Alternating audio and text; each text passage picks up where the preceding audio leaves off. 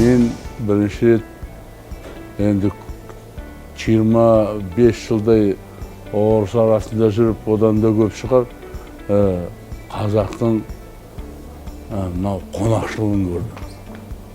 Қайырымдығы соншама мынау аузын аша жүрек көрінетін деген сол жерде мен бірінші рет соны көрдім, сездім. Сонда таң қалғаным, Қазақстанда тұрып жатқан қазақ деген халық бір. Енді руға бөлінеді, ол кезде мен ру дегенді аса білмейтінмін. Анау-мынау, бірақ мына жерде халық соншама ерекше, соншама осындай. Содан кейін сол жаққа қарай баратын болдым жиі.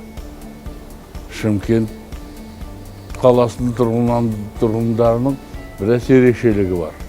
Олар енді үй салғанда да, енді білмеймін, басқа мекеме салғанда кісілерді ойлап салады. Қонақшыл халық.